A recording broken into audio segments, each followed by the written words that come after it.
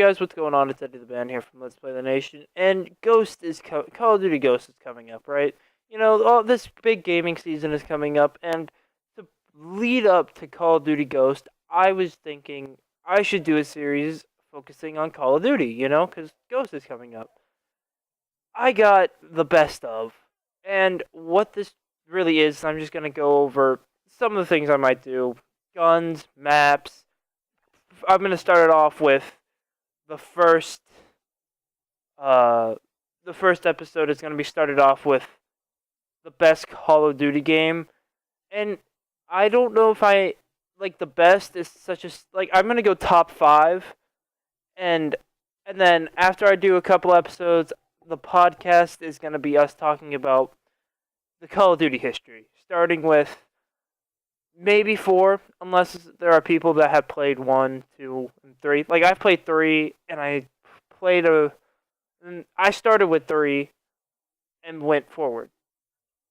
So let's just go ahead and jump right into this topic. Well, I'm looking at all the Call of Duty games, and I'm remembering a lot of good stuff from every single one of them. It's really hard to say which one's the best, but I'm going to go ahead and throw out my honorable mention, which could be flip-flopped for number 5, and it still wouldn't matter to me. But just for the sake of this video, I'm going to do this. My honorable mention goes to Call of Duty Finest Hour. That campaign was the very first campaign I played on Call of Duty, and it was a freaking blast, dude. It was just, I was like, what, how old? When did this game come out? Like, I don't know. But it was like 2004, I think. But anyways, I had a freaking blast on that game. I don't think I ever beat it too. And then 2004, I imagine I got it 2006, 2007, and then 2 years later I got my PS3. And not only did I have to play Call of Duty Finest Hour, I had to play Star Wars Battlefront 1 and 2, Spider-Man 2. I didn't have a lot of time to play these, plus I wasn't that big into the gaming, but Call of Duty Finest Hour, dude, I don't even think I beat it, and I still had a blast with that game. So that there goes that honorable mention. And then going into the list, number 5 on the list, I would have to say, like, and this is by the way just not on campaign only. This is on multiplayer and the whole game in general. Number 5, World at War. That was my first Call of Duty game on the PS3, the next gen at that point. And I had a blast with that, dude. I got it in Christmas. It came out, so 2008, which it's funny because looking back on it, I remember that I think it was anyways, when I got it, the person who gave it to me said, "Hey, it was at GameStop and there was this one and a Call of Duty 4. I really hope you like this one." And you'll see why that's funny later, but it's funny because because she bought it for me, but the person could have bought me Call of Duty 4, and that could have been my first Call of Duty. I usually say Call of Duty 4 is my first Call of Duty because I got it it's like 2009 over the summer, or borrowed it from someone, I don't remember. But I remember World at War was my first one, and dude, the campaign was awesome. It was, my parents at first were like, why are you playing this game? You shouldn't be playing this game. I was like, I know it's fake, and I know this happened, and Call of Duty World at War is what got me into my love of history, my love of World War II, learning about it. I learned so much from 2009 to 2011. That's when I started learning a lot about World War II. So it made history class really fun in school. Call of Duty World at War gave me that. And that campaign taught me a lot. Like, I understand the whole thing. Not the whole thing, but the characters were fictional and all that, but the settings were based on true stuff, so it taught me a lot about, it was my basic grounds for World War II history, which is weird because I had based it off of a video game. And of course, the multiplayer, the flaw with the multiplayer is that it took forever to rank up, and then you prestige, and then it was like, ugh. People who did get to 10th, I had to applaud you because it took a lot of effort and time to get to that 10th prestige in that game. But even then, the multiplayer was solid, dude.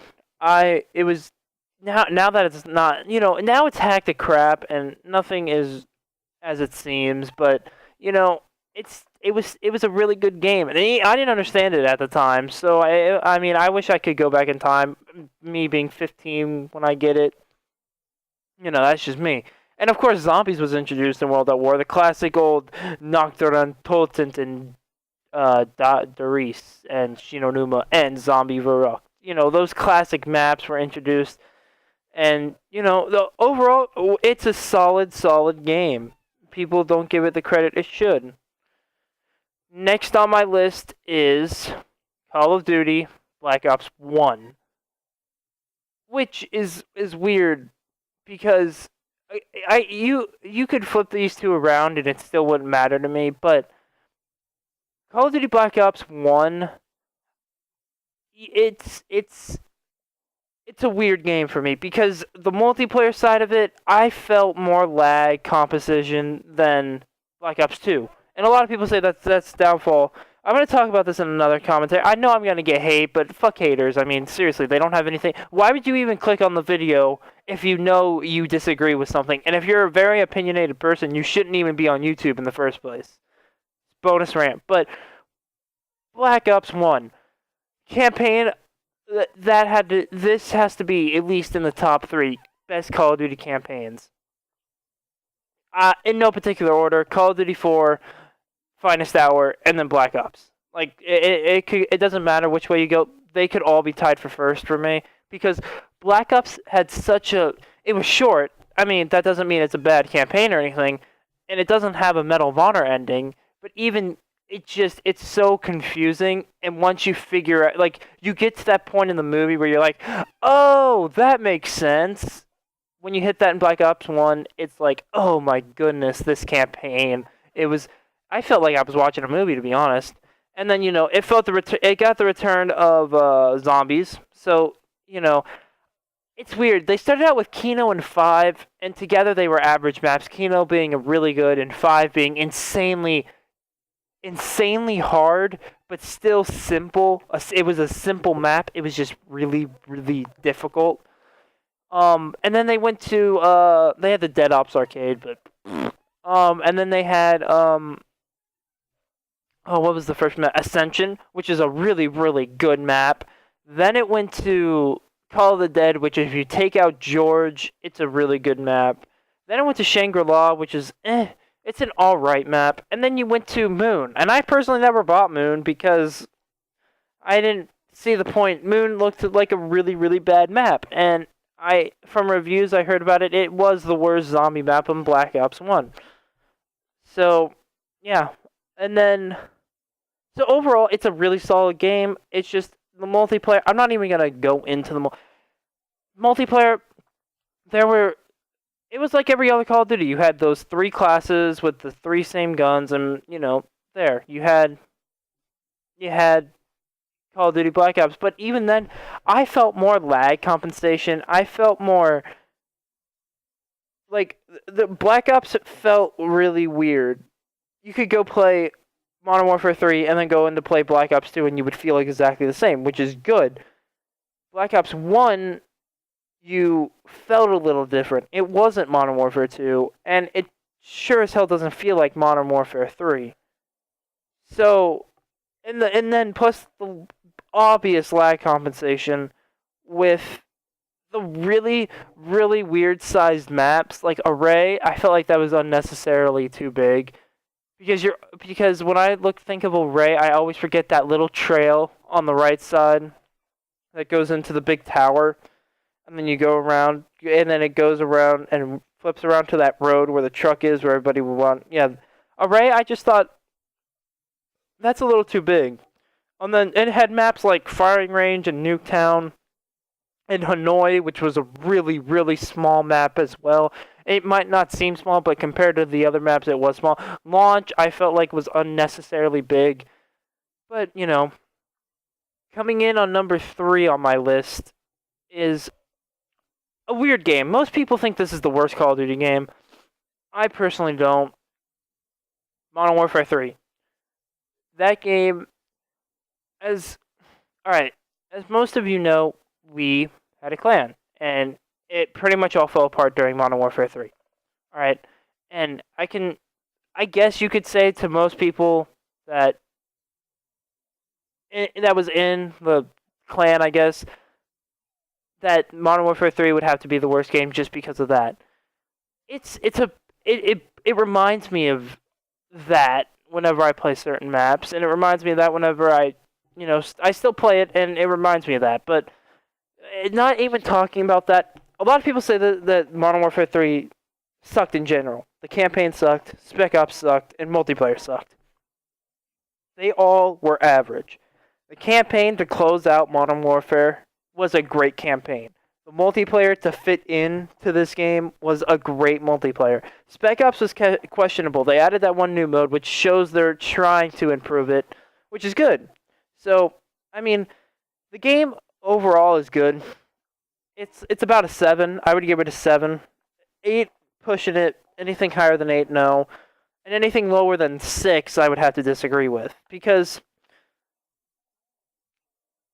it's just, it's a weird game. It really is. I mean, there's really no way to question that. It's a weird. I guess that's a good explanation. It's a weird game. The campaign is solid, the multiplayer is solid, and the Spec Ops is solid. It's all solid. It's not amazing, but it's still solid. So I guess that's all I have to say. Like multiplayer, the maps were decently sized. It's bigger than Black Ops 2, and the smallest map on there was, I think, what was the smallest map? It was Dome, but you still had that one small map, but all the other maps were decently sized. Like you had maps like Underground. What was the one map? Lockdown, that was decently sized. At the time, it seemed really small compared to Black Ops. I guess they just kept going small and small. But looking back at it, it had some pretty big maps. So, moving on to number 2, it seems like I'm in. Just moving on to number 2. This will be weird, but I'm officially going to put down Call of Duty 4 to number 2. It was originally going to be my number 1. Now, Call of Duty 4 came out 2007. If you say, here's like a list, not in any particular order, of the greatest shooters ever made, and Call of Duty 4 isn't on the list, you're mentally retarded. You can add Doom, that's fine, but you also have to have Call of Duty 4. That game, it came out after Doom, and Doom revolutionized so much more, but Call of Duty made first-person shooters a household thing. Call of Duty 4 alone, if they just kept adding stuff to Call of Duty 4, keeping the same, maybe adding a couple maps that, maybe like having like a couple games come out with just new maps, but keeping if they kept Call of Duty 4 exactly the same, is what I'm trying to say, then you have yourself a new Call of Duty every year. I'm still thinking, hey, and I think it should be done I thought it should be done near the end of Black Ops, going into MW3. They should come out. They should just stop for 2 years. Just stop. Stop making Call of Duty games. It might kill them, but at the same time, here's what you do. Stop making Call of Duty games for 2 years. Give each developer a year off. Infinity Ward and Treyarch. And just re-release Call of Duty 4 and World at War on the PSN, making it $20. Because you released Call of Duty 4 one year and World at War the other. I think now would be the best time going into the next-gen consoles. Even though they've announced Ghost, I think they should still do it. I would buy it. YOLO. I would buy Call of Duty 4 again just to give them money, and I would buy World at War for the 3rd time. Twice on I got it for Christmas, like I said, on disc-based. Then I sold it because I didn't play it, and it was hacked to crap.